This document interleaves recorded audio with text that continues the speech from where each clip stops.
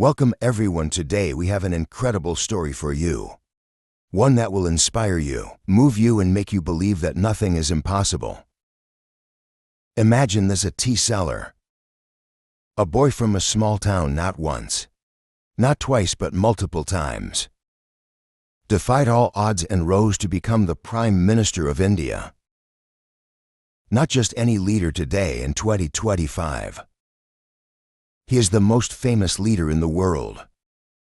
People in India admire him so much that they have even built temples in his name. This story is more than just politics.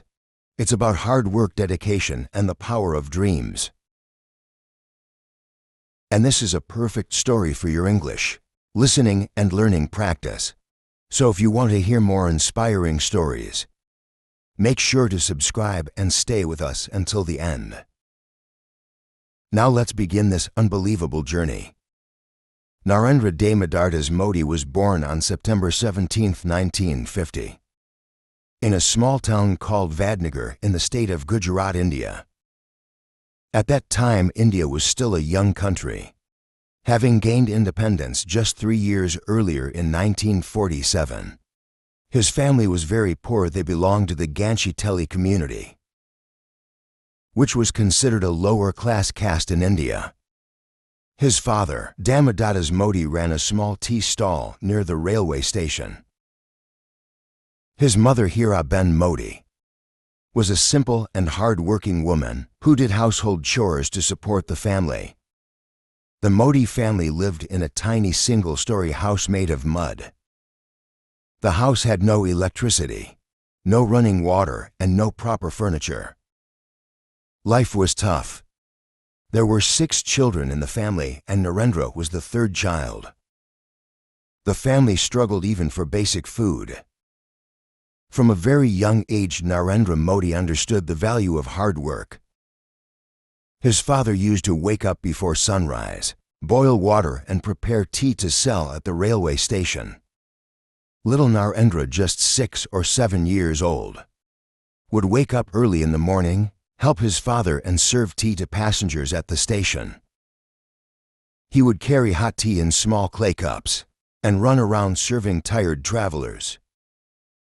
Sometimes he had to walk barefoot because his family couldn't afford shoes. Even in the cold winter, he would wake up at 4 a.m., start the fire, and help his father before going to school. But here's the interesting thing. Narendra Modi was not ashamed of selling tea. Instead, he saw it as a way to learn. While serving tea, he would listen to passengers talking about the world, politics, and great leaders. One day he heard someone talking about Swami Vivekananda, the great Indian monk. This changed his life forever. Even though Narendra was poor, he was always curious and wanted to learn new things. He studied at Vadnagar Primary School, where his teachers noticed something special about him. He was not the best student in academics, but he had extraordinary confidence. He loved participating in debates, speeches, and plays. Even at a young age, he spoke with so much energy that people started noticing him. One day when he was 8 years old, his school organized a play. Narendra played a small role, but when he spoke, everyone was amazed. His voice was powerful and his expressions were so strong that people thought he was born to be a leader. Unlike other kids who spent time playing young, Narendra spent hours in the library. He read books on history, great leaders, and spiritual masters. He was deeply influenced by Swami Vivekananda, who taught about self-discipline, courage, and serving the nation. By the time he was 12 years old, he started meditating and thinking about the meaning of life. His dream was not to become rich, but to serve people. At the age of 17, Narendra Modi did something shocking.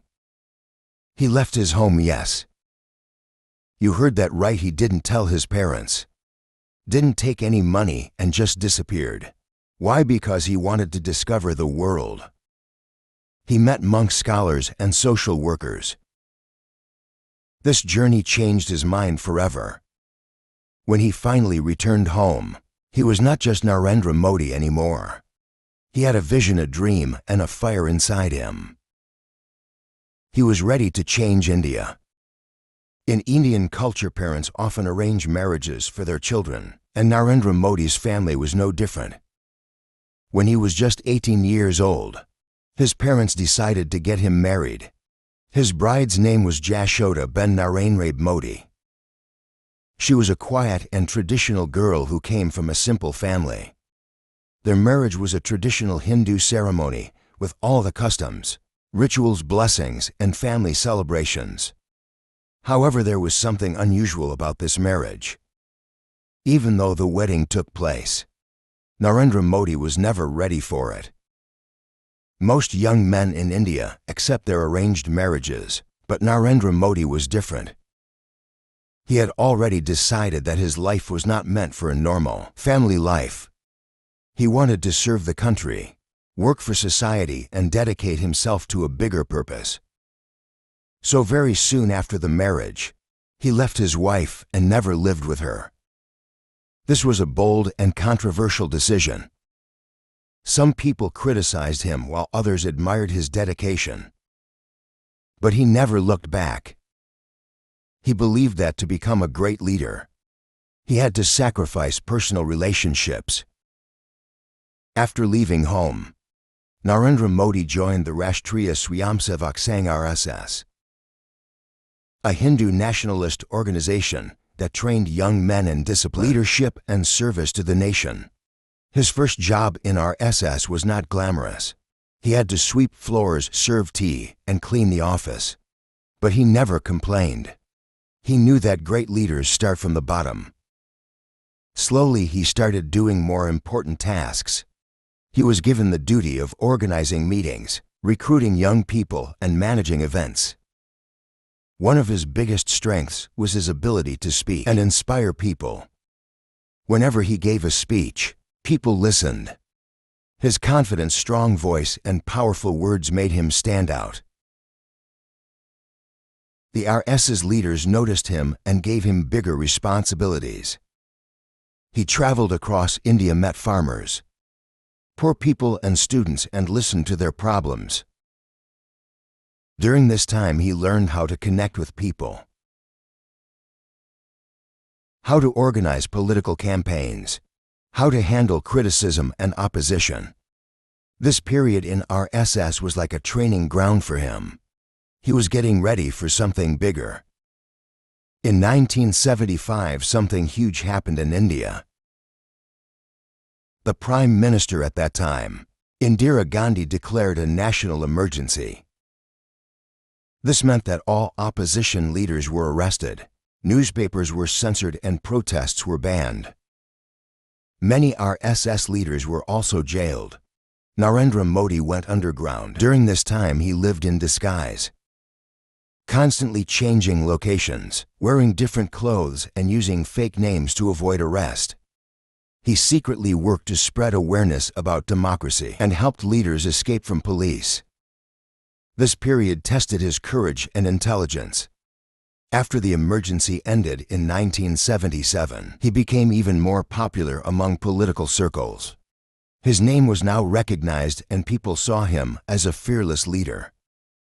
After working for almost 15 years in the RSS, Narendra Modi was sent to work for the Bharatiya Janata Party, BJP. At that time, BJP was a small party struggling to gain power. But Modi brought new energy. He started organizing big events, political campaigns, and speeches that attracted thousands of people.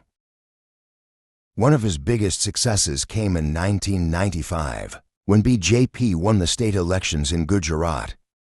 This was the first step in Modi's journey to the top. In 2001, something unexpected happened. Gujarat's Chief Minister Keshuva Patel had to resign due to health issues, and the party needed a strong replacement. Narendra Modi was chosen. At first, people doubted him. He had never held a government position before, but within a few months, everything changed. Under Modi's leadership, Gujarat started growing rapidly. He focused on building better roads and infrastructure, improving electricity supply, attracting businesses and industries. This was the time when he became famous for his strong leadership.